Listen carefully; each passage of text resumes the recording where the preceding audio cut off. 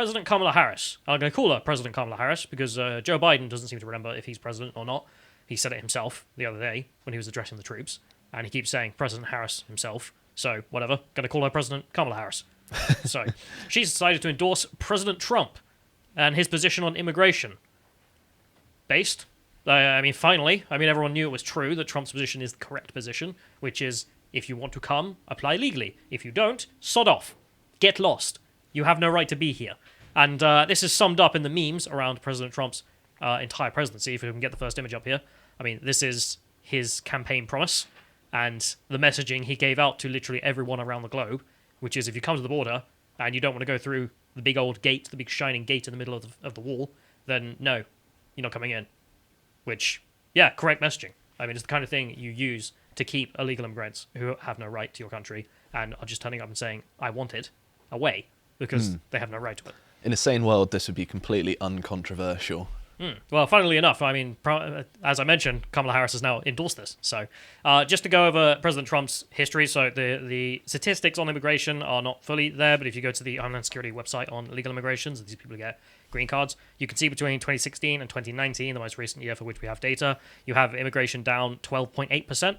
So, that's a campaign promise. Put immigration down. He did by 12.8% at least on the legal side.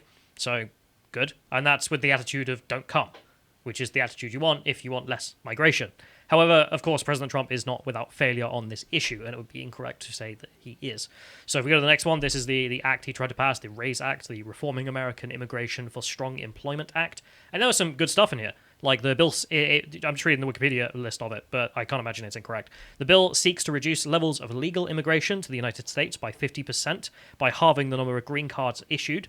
The bill would also dramatically reduce family-based immigration pathways, impose a cap of 50,000 refugee admissions per year, and end the visa diversity lottery.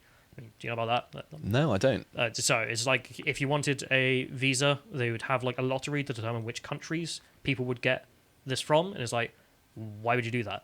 The Obama administration were like, yeah, because it increases diversity. We can have people from all over the world. And it's like, yeah, but that doesn't matter. Like, you want the best people, not just you come from X country. Anyway. So it also says that it would eliminate the current demand-driven model of employment-based migration and replace it with a point system, as in what we've just done in the UK, to try and lower migration. Well, unskilled migration, let's say. Because the points are, you have to be educated, you have to earn this much money, blah, blah, blah, blah, blah. And then if you've got enough points, yeah, you can come, you can apply. So that's great. It didn't pass. So he proposed this. That was wonderful, but it didn't pass. So that's why the diversity lottery is still there. Why he was not able to halve the number of green cards to 50% of what they were, which is a shame. But that's that. But of course, this isn't his main policy on immigration. We all know what the main policy was: build a wall, and he did build a wall. So it's not incorrect to say that he did. It is quite impressive, actually. Yeah. So if you scroll down to the first graph here that the BBC have. So you can see here there are 15 miles of new built walls, so where there was absolutely nothing, there is now 50 miles of the upgraded wall, 157 miles under pre-construction, 350 under improvement, and 221 miles of new and improved under construction. So most of it being improvement of the already existing fencing. So, I've seen some of the documentaries where it's just a pathetic fence, and it's like, okay, improve that. And then there's a bunch more of stuff that's under construction, pre-construction, and 50 miles of new construction. There's also the 5 miles, which was set up in El Paso in private land, thanks to a GoFundMe campaign, which I just find really funny. I love it. I love Americans that do this. What, like a privately funded border? Yeah, literally. They had some private land, and they were like, yeah, we'll just build a border. Yeah, okay. And then they crowdfunded it on GoFundMe and then did it. So, fantastic. Anyway, there's also a graph in there which shows the number of captures of the border, so migrants who are trying to get in, and it has like Obama and Trump and whatnot, and all their different numbers for what they caught. I like how it's like fishing or something. It's the next one after this one, John. So you can see that Obama in his 8 years, 35,000 people detained in 8 years, and yet Trump in 4 years, 40,000 people detained. You can see who's trying to stop people illegally crossing the border there. So, good job. This is his position. He did a good job in these aspects. You can criticize him on some of these things, not getting that big bill passed, but he certainly did affect things. And if you go to the numbers for what we have now, which is now that he's gone, which is the next link, which is just there's been a massive rise, as we mentioned before, of people trying to enter illegally. You can see the blue bar there. That's the newest numbers for this year since Joe Biden got in charge. And as you can see, by the composition of demographics, it's overwhelmingly single adults. It is not children and their mothers. So it's a similar situation to what we have in the UK, where it's mainly just chances, isn't it? It's single men looking to make money rather Same than in Greece, same in Morocco. I mean, come on, it's the same globally, really. Which is, we never had this huge problem with migration before. It's really a new thing looking at it. The fact that there's so many single men trying to cross from areas where there are no wars. Well, it's obviously because we weren't enforcing our borders properly. They realised that they actually have a chance of getting in just by taking a chance and trying to cross anyway. That's exactly right. And this is about the whole thing. Signals are important. Donald Trump gives the signals, do not come. It's lower. Biden gets in, says, come, please come. Donald Trump's a racist for not allowing you to illegally enter the country. And they do. I mean, as mentioned, people went down there and interviewed them. And I wanted to mention the Danish parliament, because the Danish parliament's been doing this game for a little while, and I think it's hilarious. They've also apparently been listening to our podcast, which I'll mention in a minute. So this is the Danish parliament approves a plan 5 years ago to seize assets from refugees. Under the new Danish law, police will be allowed to search asylum seekers on arrival to the country and confiscate any non-essential items worth more than 10,000 kroner, so £1,000, that have no sentimental value to the owner. Which, wait, why are they doing that? So if you turn up with a bunch of gold, Okay. they're like, okay, you're going to cost us a lot of money being a refugee, because remember, this is in 2016, when even the European Union said half of the people who got there weren't refugees. They had no more right to be in Europe than anyone else. And therefore, if you just turn up and you're just some single guy who's got a bunch of money on you, it's like, right, we're going to take that. Which is not really what they wanted to do. Because this never really got enforced beyond a few people, and that was the purpose. It was to send a signal across Europe, because remember, there's no borders, so the refugees can wander around anywhere. Stay in Germany. Go to Sweden. We don't care. Don't come here, because we know your chances. And it worked. So if you go to the next link here, this is just a graph, and you can see the number of asylum applications after 2016 plummeting. That is a huge decrease. Yeah, I mean, just evaporating overnight, because the Danish were like, yeah, if you come here, we're racist. Like, that was essentially it. It's like, we're gonna, yeah, okay, fine, just call us names, we don't care. But we know you guys are chances, so why are we caring about people's feelings on this? It's the reality that matters. So, if you go to the next link here, they've decided to go even further, because I guess they're really sick of this stuff. So they've passed a new law, so it says Denmark passes law to process asylum seekers outside Europe. Denmark on Thursday passed a law enabling it to process asylum seekers outside Europe, passed with 70 lawmakers in favour with 24 against. So this would allow Denmark to move refugees from Danish soil to asylum centres in a partner country outside of the European Union, and then have their cases reviewed there. I mean, so they don't even need the asylum seekers to be in the country to assess their application. No, I mean, this was a joke we made up. Like, we were joking about, like, what if you just paid Senegal a bunch of money? Yeah, I remember us talking about this. Just like paying a country to keep hold of the refugees while you kind of figure things out. Yeah, geographically so far away, it's like, well, if you're a Chancellor, there's no point coming to Britain because you'll be sent to Senegal. And the Danish, Parliament were listening to the podcast, like, yeah, that's a good idea. And they've done it. They've actually passed this into law, so they're now able to send all the migrants to Senegal for processing. Is that actually where they're sending them, or is that just an example? It's third countries outside of the European Union. So in my mind, I'm just like, right, you're going to pick some African country. That's what you're going to do, because that's what you would do. And if they make it back again, that's so impressive that you've got to grant them. Fair enough. But the government spokesman is not cutting hairs with this. He responded to an inquest from Reuters saying, if you apply for asylum in Denmark, you know that you will be sent back to a country outside Europe, and therefore we hope that people will stop seeking asylum in Denmark. God. I mean, this is what's so tragic about the whole thing, because there are genuine refugees who are in need because they are fleeing a country that will kill them if they go back, and so on and so forth. And then there are just these people you find at the Moroccan border or in Calais and whatnot who are just taking the mickey. They're not genuine. And that's exactly what he's speaking to there, I imagine. He's not saying all refugees are blah, blah, blah. If you actually sat him down and asked him, well, what about this guy who's fleeing from Russia who killed if he went back, he'd be like, yeah, fair enough. But that's not what Europe has dealt with. As the European Union has said themselves, 50% of those who came to Europe during 2016 had no more right to be in Europe than anyone else. Not refugees. Just migrants who decided gives me access to your country. Genuine asylum seekers don't actually have any cause to worry then, surely, because these policies wouldn't really affect them, because they can assume that, okay, if I'm actually an asylum seeker, then sure, I might be moved elsewhere, but I'll still probably get asylum afterwards. If you've got a good asylum claim, yeah. Mm-hmm. I mean, there are thousands of people who claim asylum in Europe and the United States every year and get it. It is not some unbelievable process. in which we just deny everyone. It's it's an actual process looking for real people over the chancers who turn up in Calais. I mean, this is pretty easy to do in the United States as well, because they could just say, okay, if you're trying to cross the border in Mexico, you can just stay in Mexico while we process your asylum claim. And they're like, oh, actually, you don't need asylum from Mexico. It's not hell world, but I mean... Well, there are cartels and stuff. Sure, it's not nice. But it's not Syrian civil war.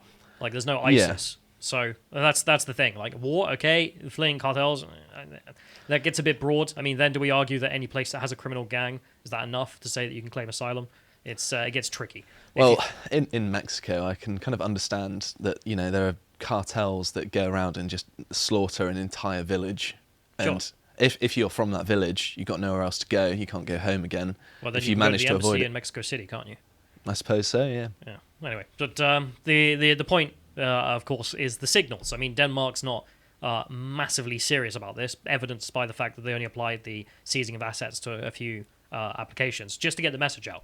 Don't come here, because we know you guys are chancers in 2016, as the European Union said, and it worked. So Kamala Harris has decided to do the same thing, really, which is to endorse the position of Donald Trump. So thanks to Memeology 101, who I got this video from, which is just demonstrating her flip on this. So the first video is her saying that Donald Trump is horrible because he says, go back where you came from, is his message. Let's play. Let's be clear.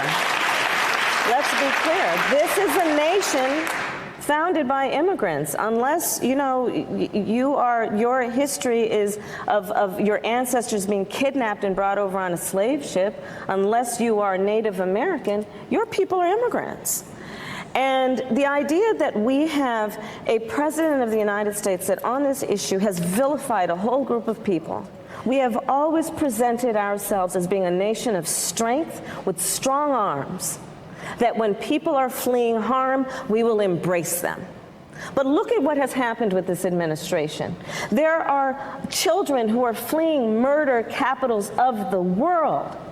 Let's be clear about this. Imagine a mother who makes a decision to pay a coyote to transport her child across the entire country of Mexico, facing unknown peril.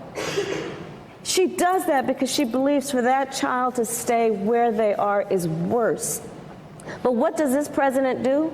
He virtually looks at those children and says, go back to where you came from. I mean, we've seen the statistics. That's an exception from the rule. The rule is single adults, as the data shows. But I also just want to address a point there that everyone who comes to America is an immigrant. If you are there currently as a person who was born and raised in the United States, you're not an immigrant. You're an indigenous American. I'm sorry, you can't come from anywhere else. You have to be indigenous. But if you go back all the way to the settlers, they're colonizers. I mean, this is leftist stock rhetoric. You colonize the country. Then they can't be immigrants, can they? Unless we're defining that all immigrants are now colonizers, leftists. So, I mean, pick one. Anyway. But, of course, she's flipped on this and now endorses Donald Trump. So, let's play the next clip. And I want to emphasize that the goal of our work is to help Guatemalans find hope at home. At the same time, I want to be clear to folks in this region who are thinking about making that dangerous trek to the United States-Mexico border. Do not come. Do not come. The United States will continue to enforce our laws and secure our border. There are legal methods by which migration can and should occur.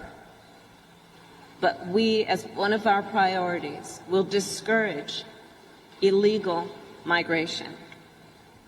And I believe if you come to our border, you will be turned back. How could you do this? Donald Trump would say, go back to where you come from. And then you're like, yeah, if you come here, you'll be turned back. Because that's the proper position to be. Everyone knew it. Everyone knew it from day one. Donald Trump was right. The right thing to do is if you come to the border, right, apply through the legal means. If you don't, sod off. Like, because we know you're not being legitimate. Because otherwise you'd apply through the legal means. It is not an impossible process. Thousands of people are successful every single year. You just jumping on the border and saying, Gibbs, access to country. No. And it infuriates me how, before the campaign, talking to Americans, Donald Trump saying, come back when you came from. And now she's talking to foreigners in Guatemala. She's like, yeah, we will turn you back. Do not come. Yeah, it's amazing the change of tune, isn't it? What's this, like a year or two afterwards? I mean, it's getting into the seat of power, isn't it? And realizing that, yeah, all this socialist nonsense in which no borders, no border USA at all. Well, yeah, no, it's just nonsense. Everyone knows it. Everyone knew it from day one. And the fact that this gets a minute's tolerance among left-wing circles is embarrassing. And I love how she's being sort of like clawed over for this from leftists as well. And like, no, how could you say this? And it's like, yeah, because it's true. We all know it's true. Stop playing around. But of course, she then was saying that to foreigners in Guatemala. And then the American press were there, so MSNBC, and decided to interview her about how she could say something so horrible. So this is the interview here. If we go to the next clip, we can see her being asked about the border wall and why she's not been there. The question has come up, and you heard it here, and you'll hear it again, I'm sure. It's why not visit the border? Why not see what Americans are seeing in this crisis? Well, we are going to the border. We have to deal with what's happening at the border. There's no question about that. That's not a debatable point. But we have to understand that there's a reason people are arriving at our border and ask what is that reason, and then identify the problem so we can fix it. Do you have any plans to visit the border? I'm here in Guatemala today. At some point, we are going to the border. We've been to the border. So this whole thing about the border, we've been to the border. We've been to the border. You haven't been to the border. And I haven't been to Europe. And What? I don't understand the point that you're making. I'm not discounting the importance of the border. Well, I mentioned it because even I know Republicans have certainly come at you on this, but Democratic Congressman Cuellar has a border district, has said to you and the president, come. You need to see this. Listen, I care about what's happening at the border. I'm in Guatemala because my focus is dealing with the root causes of migration. I mean, just one answer. Like, why don't you go to the border? I have been. You haven't. Yeah, but I haven't been to Europe either. What does that even mean? I don't know. Like, I don't even know what the argument is there she's trying to make, except just deflection, surely. She's trying to kind of deflect it as if to say, like, oh, I've had my people go to the border, but I haven't been there, but I don't want to look bad. Then go there. Like, Yeah. go there and figure out the issue. I mean, that's Caesar's never actually visited the front lines or something. That's essentially what he's saying there. But you'll notice how that's when she's talking to MSNBC in Guatemala. When she was talking to the Guatemalans, different tone. And she says, oh no, I'm focusing on the roots of migration. I'm not being a hypocrite because I'm not saying what Donald Trump was saying. You literally said the same thing. What does, if you come to the border, you will be turned away mean? I mean, that's exactly what you criticized him for, saying, if you come, Donald Trump is saying, we'll send you back. And then you say, if you come to the border, we'll send you back. Like, right, that's the same thing. And that has nothing to do with the root causes of migration. Oh, I'm just focusing on that. No, you know the root causes in this case are the permissiveness of people like you in the United States. To send the message to say, if you come, you will be accepted. That's the root cause. And you know it. And that's why you said, if you come to the border, we will send you back. You didn't have some speech in there being like, oh, Guatemalans, please rejoice. We will send you $3 billion for employment opportunities to stay in Guatemala, also where there is no conflict. So I don't even know. Like, it's just obvious lies. It's just obvious lies. She knows that the Donald Trump position was the right position, which is why she said it to the foreigners. But when she talks to the Americans, she can't do that. She has to continue with the leftist lie. So it really infuriates me. It's just unbelievable how someone can ask like this. And I know you could argue that there are the cartels in Mexico. Sure, absolutely. In which case, proper channels. But also Guatemala, not Mexico. And there's no conflict in Guatemala. Right, just look on a conflict map. There doesn't seem to be one. In which case, if you then go to Mexico, you're actually putting yourself in harm's way. So, I don't know what that's about. Also, there is a US embassy in Guatemala. You don't have to go to Mexico to apply. You can go into Guatemala and apply. There are means to do these things other than jumping on the border fence. That's why it doesn't get to me. Like the same with the guys in Calais who are just like, yeah, I want to go to Britain, so I'm going to get in a dinghy and get halfway and get picked up by the taxi service. There's the border force. It's like, you could just go to the British embassy. Like, we haven't cut diplomatic ties with the French. Like, you can go down there and write down your application. Anyway. Also, just if this other standard she's trying to do where she says, oh, I'm focusing on the root causes of migration, and which is like, Guatemala is poorer than the United States. That's why they're coming. Maybe. How are you going to fix that, though? How is that even an argument? Like, if X country is poorer than the United States, we need to give them money, because otherwise they might migrate here. It's like, right. Almost every country on Earth is poorer than the United States. Britain is poorer than the United States. In which case, I'm looking forward to my check, Kamala. Like, to stop me from migrating to the US. It's like, no, that's not what stops people. What stops people is enforcement of the border and saying, if you try, you're not going to succeed. It's the same with laws. You've got to deter them there. Anyway. But there have been some good memes out of that. I can't remember. I can't share all the memes, especially with Kamala Harris there talking about coming. But the funny meme I've seen from the Republicans is like this lady here. She went down to the border with a cardboard cutout of Kamala Harris and then stuck it in the border, looking at the border. I don't know. Like I just like the political theater of the whole thing. It's just like Republican. Here's her that she's never been to the border. Here's a cardboard cutout. Places it there. It's like, there you go, and then just walks off. Anyway. But yeah, Kamala Harris endorsing Donald Trump. Based, but way too late. And it's also nice to see that Donald Trump only ever shines brighter in the distance, doesn't he? Yeah, and wasn't he also recently kind of vindicated from, was it the police clearing the church? I know they were accusing him. Square. That's the one, yeah. They were accusing him of clearing away the protesters for a photo op, but then he was cleared of that.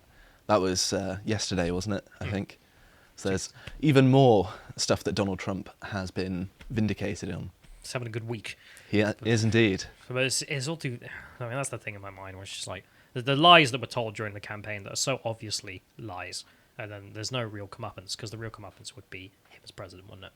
If you enjoyed this segment from the podcast of the Lotus Eaters, you can watch the full broadcast live every weekday at 1 p.m. UK time on lotuseaters.com.